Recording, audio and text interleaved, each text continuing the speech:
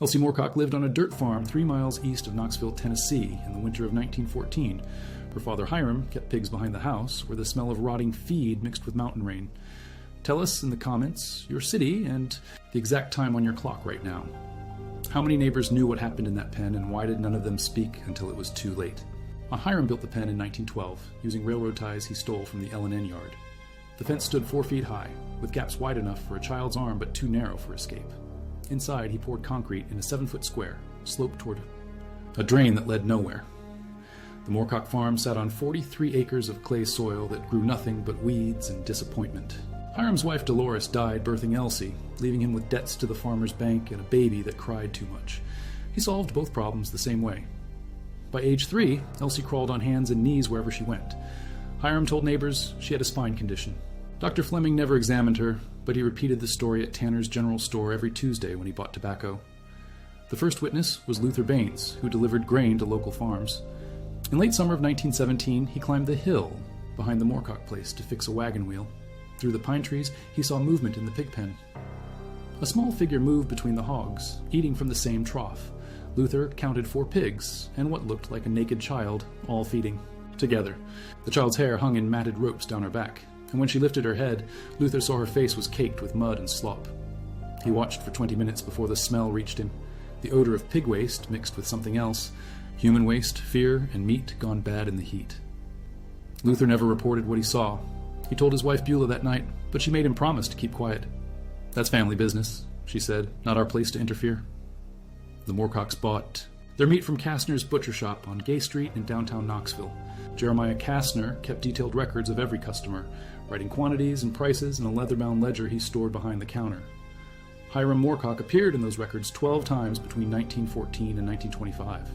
Each entry showed the same purchase, 40 pounds of pork shoulder, wrapped in brown paper and tied with kitchen twine. Kastner charged 37 cents per pound, a fair price for quality meat. But Hiram also sold meat to Kastner. Starting in 1920, the ledger shows payments to H. Moorcock for dressed pork, delivered on the first Tuesday of each month.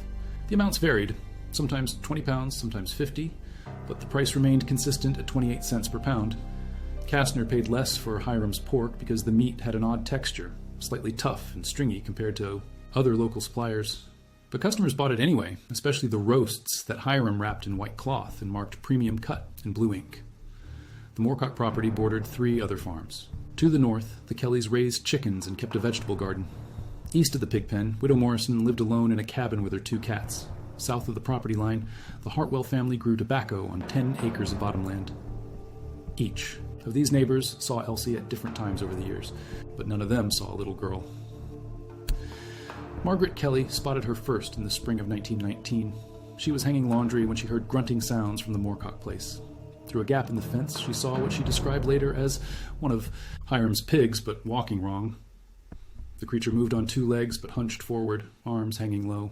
Its skin was pale and covered in scratches, and it made the same snuffling noises as the other pigs. Margaret assumed it was some kind of runt or deformed animal. Widow Morrison had a clearer view from her kitchen window. On quiet mornings, she could hear Hiram yelling commands across the valley.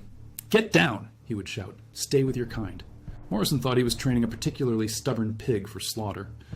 The Hartwells were closer to the truth, but they chose ignorance over action. Their son, Tommy, age 9, climbed their fence one afternoon and saw Elsie drinking from a water trough. He ran home and told his father there was a pig girl at the Moorcock place. His father, William Hartwell, walked to the fence that evening. He saw Elsie clearly, naked, filthy, moving like an animal, but obviously human. When she noticed him watching, she made a sound between a grunt and a scream, then hid behind the largest boar. William went home and told his wife they would be moving to Memphis before winter. They sold their farm to a cousin and left Tennessee that October.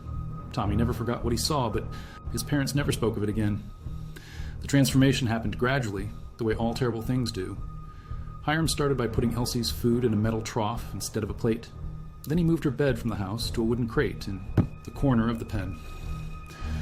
By 1921, Elsie lived entirely with the pigs. She slept in the mud when it was warm, huddled against the animals when it was cold. Hiram fed her table scraps, vegetable peels, and the same corn mash he gave to the hogs. She learned to communicate like them, grunting when she wanted food, squealing when she was frightened. Her fingernails grew long and dirty, useful for rooting, through the slop for edible pieces. Her hair became one massive tangle that hung past her waist. The neighbors who saw her during this period described an animal that walked upright. Her posture had changed from years of hunching over food troughs. Her skin was permanently stained brown from mud and waste, but she still had human eyes. Luther Baines saw them one more time in the summer of 1922, when he delivered grain to the Moorcock farm. Elsie looked at him through the fence slats, and he saw intelligence there, trapped and desperate. The smell grew stronger over the years. What had started as ordinary farm odors became something else entirely. The scent of unwashed human skin, mixed with pig waste, created a stench that carried downwind for half a mile on hot days. Local children invented stories about the Moorcock place. They said a monster lived there, something that was part human and part animal. Parents used these stories to keep their children away from the property, never realizing how close to the truth they were. In 1924, Hiram installed a lock on the pen gate. He told Luther Baines that wild dogs had been trying to get at his pigs, but the real reason was simpler. Elsie had grown stronger, and he was afraid she might escape. The lock was made of cast iron, heavy enough to stop a grown man. Hiram carried the key on a chain around his neck, next to a silver cross his wife had left him. He never took the chain off, even when he bathed. Dr. Fleming made house calls throughout the county, treating everything from broken bones to difficult births. In 10 years of practice, he had never been called to the Moorcock farm. Hiram claimed his family was blessed with good health. But Fleming heard rumors. At the Grange Hall meetings, farmers talked about the strange sounds coming from Hiram's property. Some said he was experimenting with new breeds of livestock. Others whispered darker theories. The truth came to light because of a broken wagon wheel and a thunderstorm that lasted 3 days. In September of 1925, Hiram's wagon broke down on the road between his farm and Kastner's butcher shop. The wheel cracked on a stone, spilling his cargo across the muddy ground. 27 packages wrapped in brown paper, each tied with the same kitchen twine Kastner used for customer orders. But these packages were going the wrong direction. Hiram was bringing meat to Kastner, not taking it home. And the meat had an unusual smell, even wrapped and tied. Marshall County Deputy Curtis Wade happened to be riding past when the accident occurred. He helped Hiram collect the scattered packages, noticing that some had split open in the fall. The exposed meat was pale, almost pink, with a texture unlike any pork he had ever seen. Wade asked about the unusual color.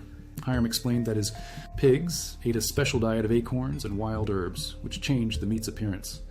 The explanation satisfied Wade, but he remembered the encounter 3 months later. The storm began on a Tuesday in December 1925. Rain fell steadily for 3 days, turning creek beds into rivers and washing out roads throughout the county. By Friday morning, the Moorcock property was flooded and the pig pen had become a muddy lake. Hiram spent Thursday night moving his livestock to higher ground. He opened the pen gate and drove the pigs toward the barn, using a long stick to guide them through the rising water. Neighbors saw him make several trips between the pen and the barn. Luther Baines counted 6 pigs being moved, the same number Hiram had owned for years. But when the water receded, only 5 pigs remained. The missing pig was never found. Hiram told anyone who asked that one of his sows had been swept away by the current. He seemed genuinely distressed by the loss, explaining that she was his best breeder and worth $40 at market. But Widow Morrison noticed something else missing after the flood. For 5 years, she had heard grunting and squealing from the Moorcock place every morning when she fed her cats. After the storm, those sounds stopped entirely. The silence was more disturbing than the noise had been. Morrison found herself listening for the familiar sounds each dawn, hearing only whine through empty trees. 3 weeks after the flood, Kastner's butcher shop received its regular delivery from the Moorcock farm. Hiram brought 53 pounds of dressed meat, more than he had ever delivered before. The meat was wrapped in white cloth instead of brown paper, and it had been butchered with unusual care. Each cut was perfectly trimmed with no waste or gristle.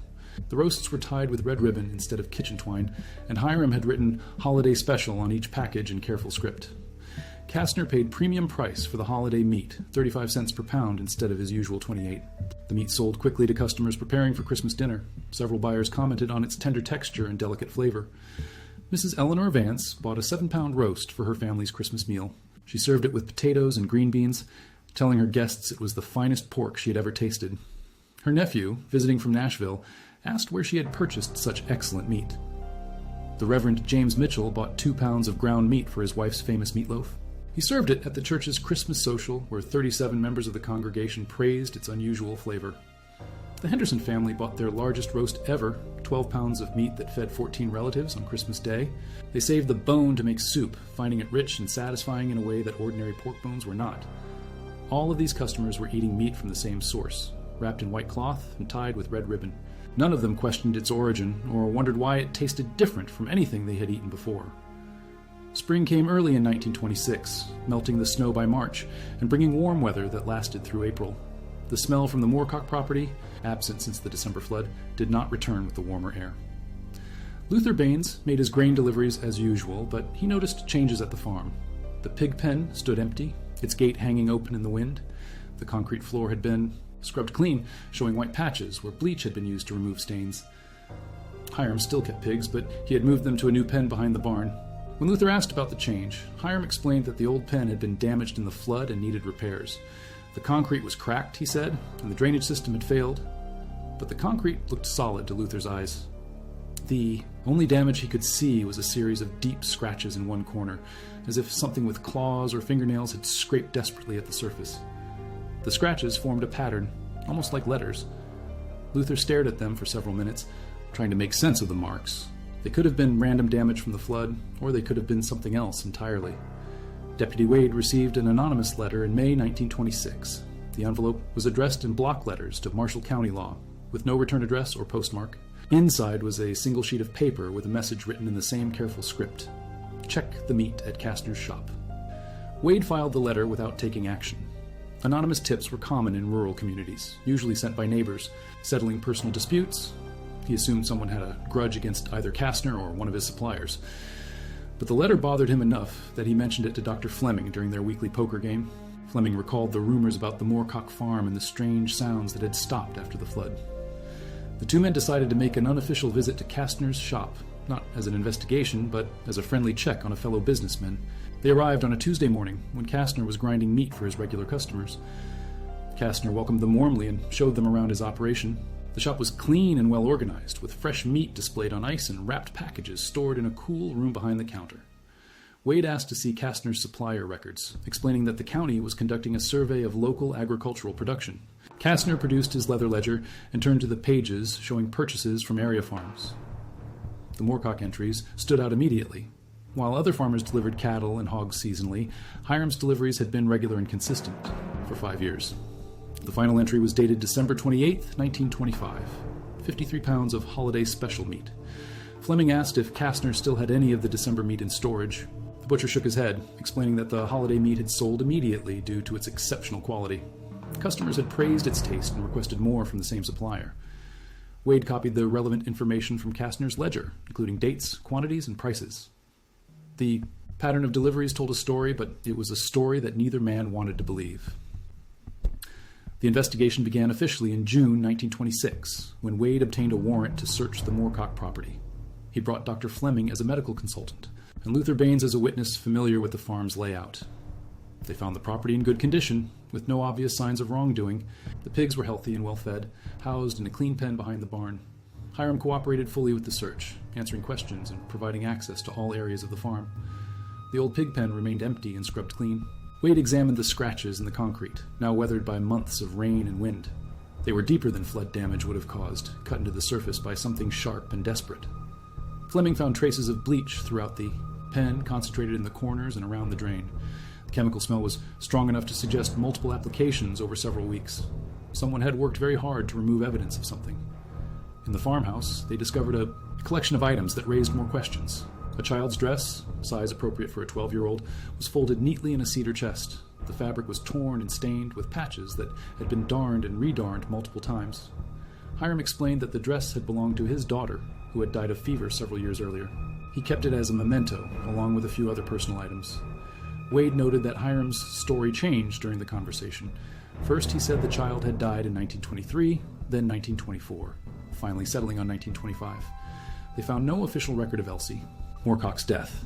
No doctor had been called, no funeral arranged, no burial recorded in county documents.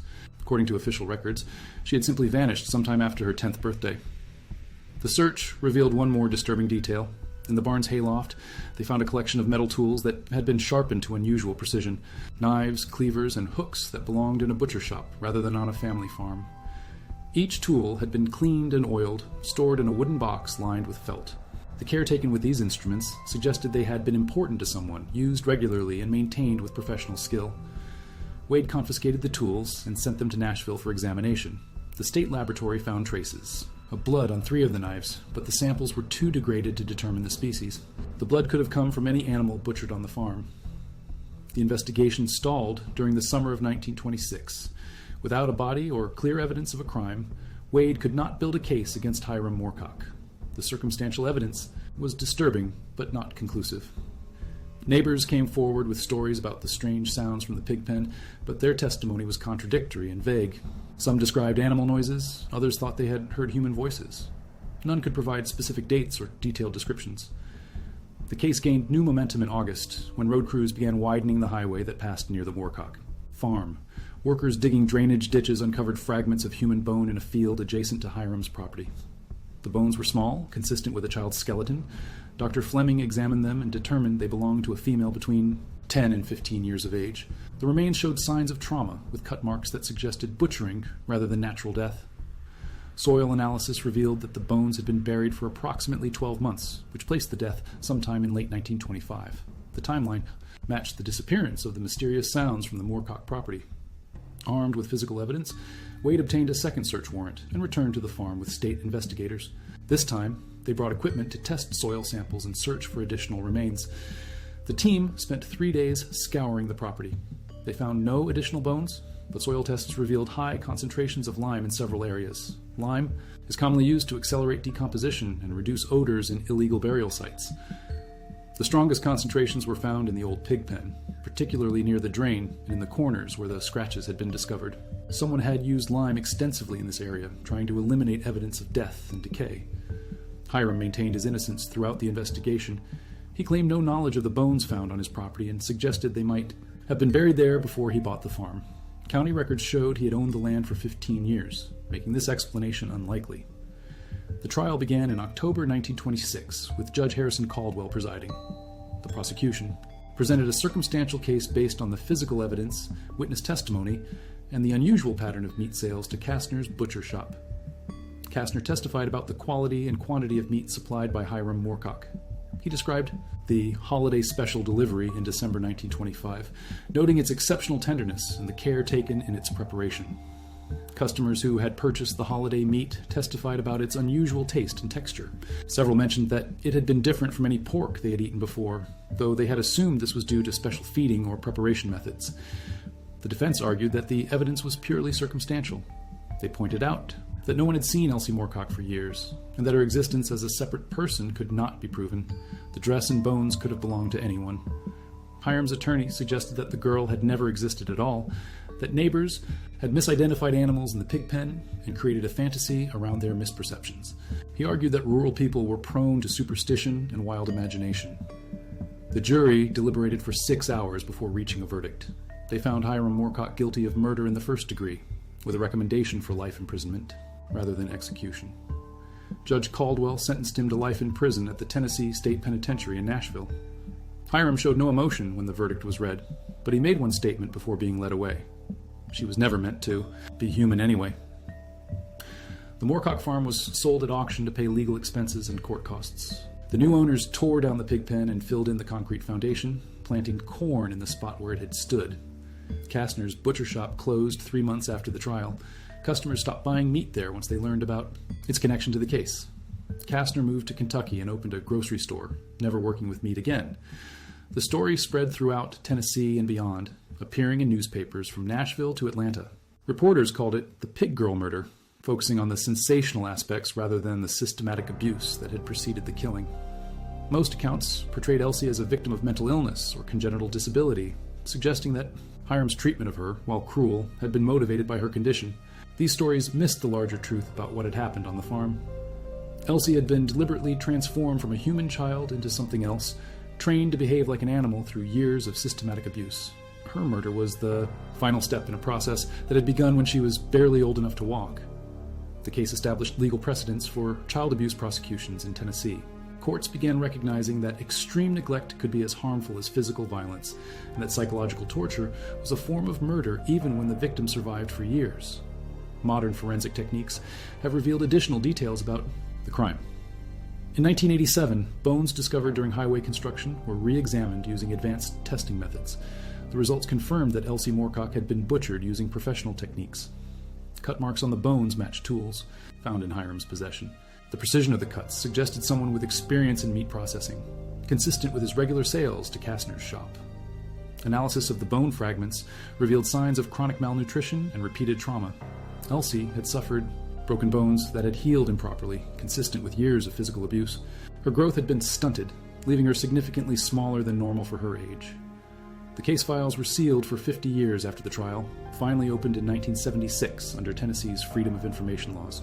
Researchers studying the EHM documents found evidence that the abuse had been more systematic than originally understood. Photographs of the pig pen showed modifications that had been made specifically to house a human child. The concrete had been sloped to create sleeping areas, and the fence had been reinforced with materials designed to prevent escape by someone with human intelligence. Hiram had kept detailed records of Elsie's training, documenting the process by which he transformed her behavior from human to animal. The records were written in code, but researchers eventually deciphered entries describing feeding schedules, behavioral modification techniques, and physical punishments. The documents revealed that Hiram had planned Elsie's eventual slaughter. From the beginning, he had studied butchering techniques and purchased professional equipment years before her death. The murder was not an impulsive act, but the culmination of a long-term plan. Hiram died in prison in 1943, 17 years after his conviction. He never admitted guilt or expressed remorse for his actions. Prison records show that he was a model inmate who worked in the kitchen and helped train other prisoners in food preparation.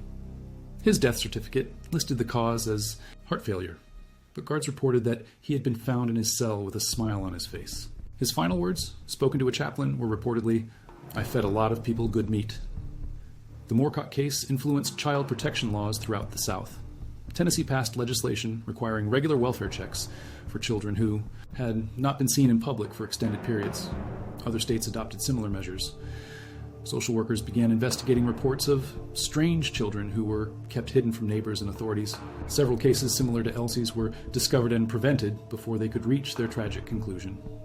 The farmhouse remained empty for decades after the trial, becoming a local landmark known as the Pig Girl House. Vandals broke windows and carved graffiti into the walls, but no one was willing to live there permanently. In 1985, the house was demolished to make way for a shopping center. Workers found additional evidence of the crime buried beneath the foundation, including personal items that had belonged to Elsie and tools that had been used in her abuse. The shopping center that replaced the farm included a small memorial plaque acknowledging the site's history. The plaque reads, "In memory of those who suffered in silence, without naming Elsie specifically or describing the details of her ordeal. Local historians have documented other cases of children who disappeared from rural areas during the same time period. While none were as thoroughly documented as Elsie's murder, the pattern suggests that her case was not unique. The economic pressures of farm life, combined with isolation and limited government oversight, created conditions where abuse could continue for years without detection. Elsie's case revealed the vulnerability of children in communities where family privacy was considered more important than child safety. Modern child protection services trace many of their procedures to lessons learned from the Moorcock case, the importance of investigating reports from neighbors, maintaining regular contact with isolated children, and recognizing signs of systematic abuse all emerge from the failure to save Elsie. The case also influenced criminal law regarding the treatment of evidence in abuse cases. Courts began accepting circumstantial evidence and expert testimony about patterns of abuse, recognizing that direct witnesses were often unavailable in cases involving isolated victims. Elsie's story has been retold in numerous books, documentaries, and academic papers. Most focus on the sensational aspects of her treatment rather than the systematic nature of her abuse. Few examine the broader social conditions that allowed such a crime to occur. The truth about what happened in that pig pen goes beyond one man's cruelty. It reveals a community's willingness to ignore obvious signs of abuse, a legal system unprepared to protect vulnerable children, and a society that valued privacy over human life. The smell of fear and waste that once carried across the valley has faded, but the questions it raised remain unanswered. How many other children suffered in similar isolation? How many neighbors chose silence over intervention? The concrete floor where Elsie lived and died has been covered by parking lot asphalt, but the scratches she left are still there underneath. 17 marks carved by desperate fingernails, spelling out a word that investigators never managed to decipher completely. If everyone knew something was wrong at the Moorcock farm, why did they wait until after the killing to act? How many customers at Kastner's shop suspected what they were eating but chose not to ask questions? The butcher's hook that tore through a 12-year-old girl's ankle hangs now in a Nashville evidence warehouse, tagged with a case number and stored in a box that no one opens anymore.